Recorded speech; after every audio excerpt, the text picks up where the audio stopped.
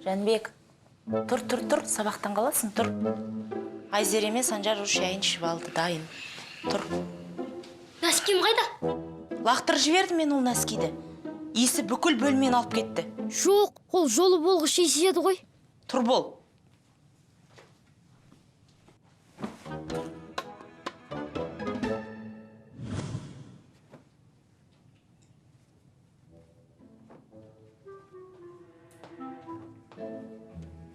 Айзере, не істеп жатырсың?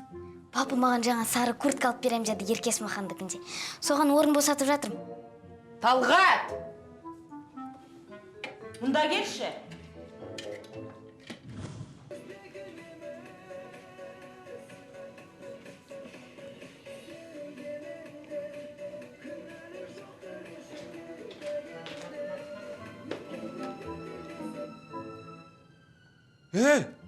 Қайдан алдың анда костюмді?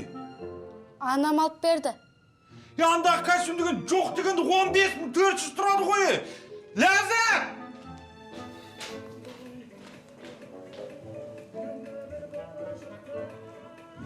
Талғат екеуміз постоянно бір сөзді айтуымыз керек. Мен жоқ десем, сен де жоқ деуің керек. Неге сен Айзерені еркелетесің? Мен оған жоқ десем, сен неге я дейсің? Сен неге Санжарға костюм алып бересің? Мен жоқ дегенде. Потому что ол ертең мектепте сүмірейіп тұрмау керек жаман костюммен. Мен Айзеренің Еркес Махандыкінде сары курткасында жүрген қаламаймын. Вот, все. Санжардың жоспары іске асқандай болды. Бірақ олар әңгіменің соңына дейін тыңдамады. Тоқта. Қызың мен балам екеумізді алдап шақыстырып жүр негізі.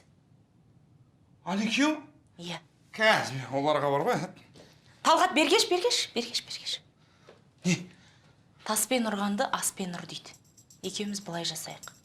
Бір жүйеде оларға ештеңе білдірмей жұмыс істейік. Қандай жүйе? Ол мынандай жүйе болды.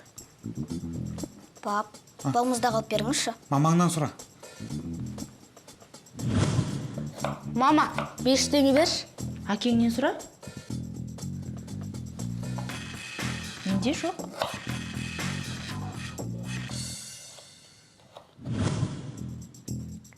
Папа, маған больницаға барса бола ма? Бар, мамаңнан сұрашы.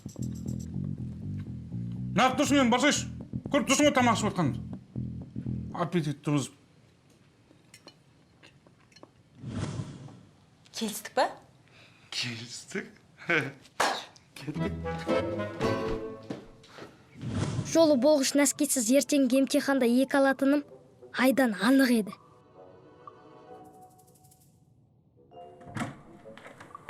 Жәнібек, Айзерені көрдің бе? Жоқ, көрген жоқ. Жарайды. Неге көңіл күйің жоқ? Сіздің жол болғыш нәскиіңізді жоғалтып алдым. Ай, сенде. Болмайтын нәскиге сеніп бір.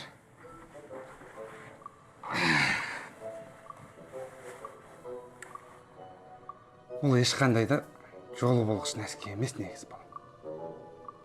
Ол жолы болғыш болатын болса мен шашым түсем бе? Болмаса сол нәскиді киіп алып, күнде лотереядан ақша ұтпаймын ба? Ертең маған тарих пәнінен маңызды емтихан, ал ол нәски маған ауадай қажет. Жәнібек балам.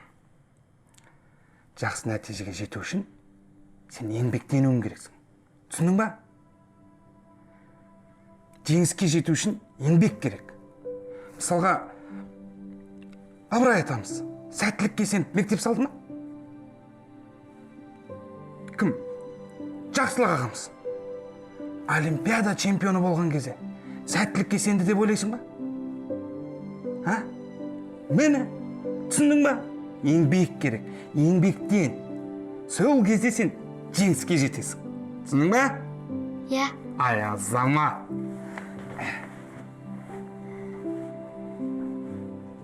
Әкемнің осындай әңгімелерінен кейін өзімді жақсы сезіндім.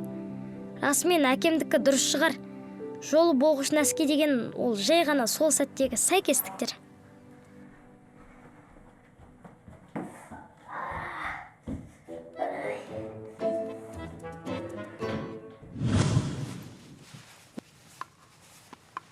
Рахмет, пап.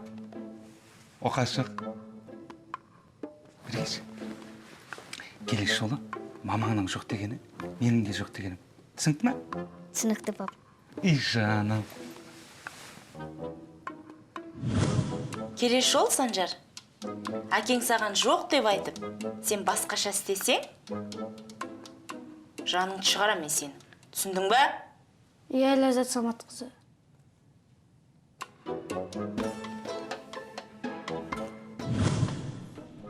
Жол болғыш нәскиді кимей кеткен соң, барлығы өз орнына келді.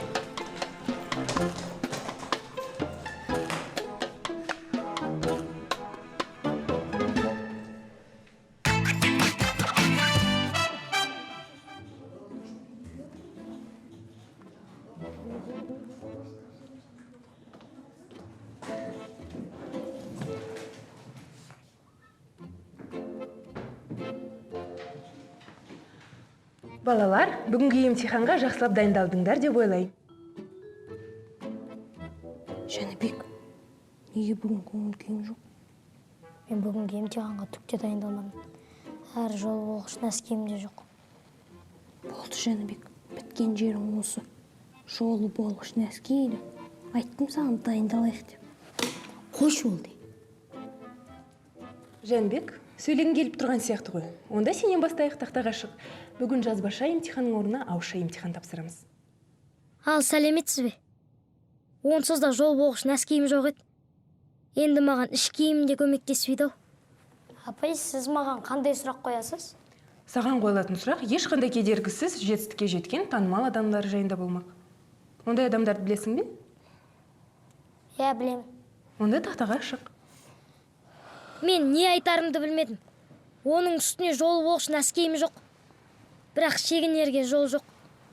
Алдымда толы класс, артымда сүртілмеген тақта.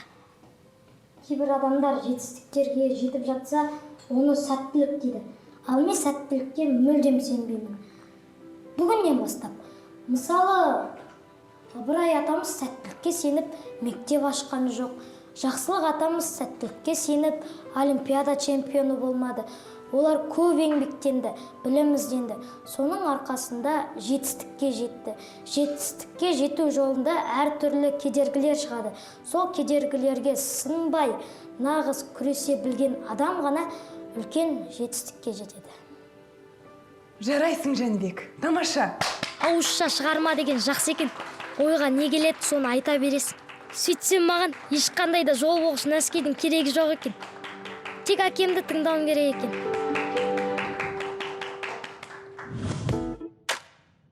Санжар бүгін классындағы ең күшті өнер көрсеткен жігіт болды. Биі де әдемі, костюмы да әдемі, өлеңі де әдемі, фонограммасы вообще әдемі болды. Бірақ Санжар өз даусымен ән айтқың келген жоқ па? Мама, менің даусым жоқ қой? Білеміз ғой сен даусың жоқ екен. Болды, қойыңдар. Жүріңдер, киімдерімізді ауыстырайық, шайымызды ішейік.